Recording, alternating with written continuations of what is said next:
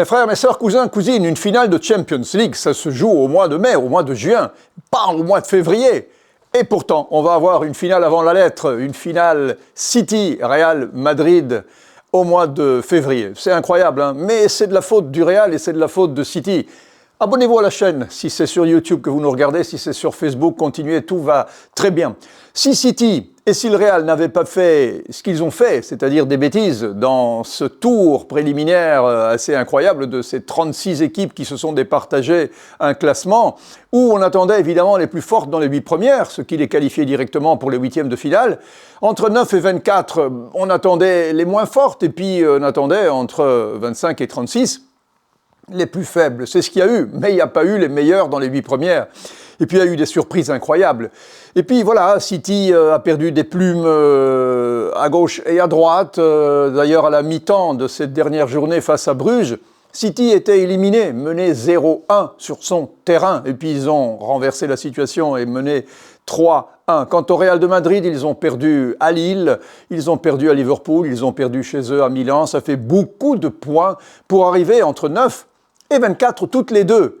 Et le hasard du tirage, parce que, comme je vous l'avais dit, c'était pas automatique que la 9e rencontre la 24e, il y avait toujours 50% de chances de rencontrer soit la 23e, soit la 24e, soit la 22e, soit la 21e, pour éviter évidemment que des équipes calculent de ne pas gagner, de faire match nul ou de perdre carrément pour ne pas rencontrer une équipe. Voilà, pas de calcul et pas de chance non plus pour Madrid qui aurait pu rencontrer le Celtic de Glasgow et qui rencontre City en 16e de finale. Qui va passer? Qui va passer? Alors là, c'est compliqué évidemment, hein, parce que c'est deux cadors. Les deux derniers gagnants de la Champions League, hein, Real et City, ça fait 3 saisons qu'ils se rencontrent et ça fait 3 saisons qu'une fois l'une, une fois l'autre, cette fois-ci on verra, sauf que cette fois-ci en 16e, c'était pas prévu. Donc oui, à mon avis, City est en grande méforme, mais garde quand même des joueurs exceptionnels qui ont certainement moins de fraîcheur qu'avant. Je pense à des De Bruyne, je pense à des Gundogan, je pense aussi à des joueurs comme Walker ou Stones qui, l'un est parti, l'autre, voilà, l'autre est moins étincelant qu'avant. Haaland n'est plus une surprise pour les défenseurs. Je pense qu'on a maintenant appris à le cadenasser.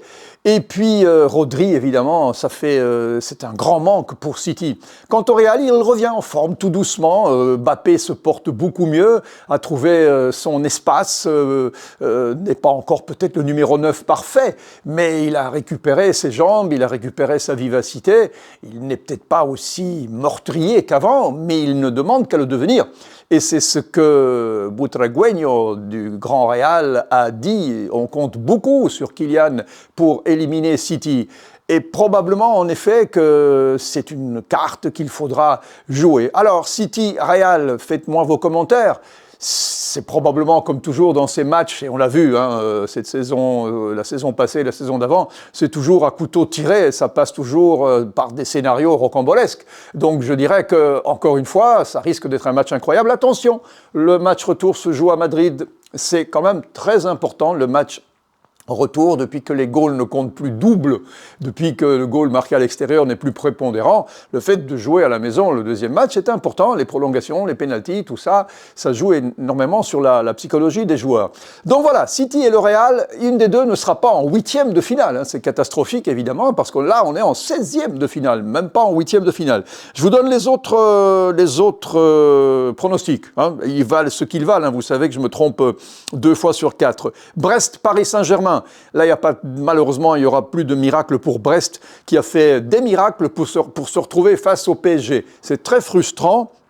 C'est très dommage que ce match fratricide entre clubs français soit aux dépens de Brest. Là, je ne leur donne pas beaucoup de chance. Bruges-Atalanta, je pense que l'Atalanta, qui a fait match nul avec Barcelone et montré de très belles choses, ne va pas trébucher à Bruges, mais Bruges n'est pas une petite équipe. Vous savez, nos vidéos partent de Belgique. Nous savons que Bruges est une bonne équipe.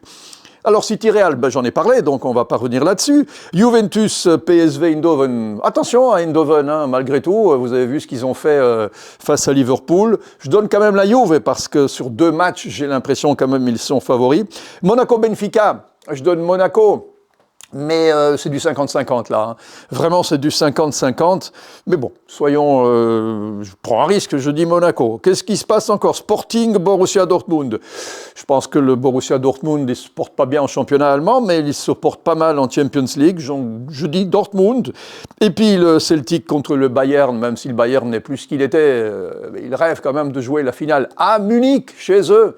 Alors ça leur donne peut-être de mauvais souvenirs. Hein. Vous vous souvenez que la finale face à Chelsea en 2012, ils l'ont perdue aussi à Munich. Mais bon, je pense que le Bayern va passer face au Celtic. Et puis il y a Feyenoord de Milan. Milan qui rêve d'acheter Giménez, l'attaquant, le centre-avant de Feyenoord. Alors l'aura-t-il acheté avant ce match? Il reste très peu de minutes hein, au moment où je vous parle parce que le mercato s'achève. Giménez s'est blessé aussi, donc je ne sais pas si évidemment il est opérationnel.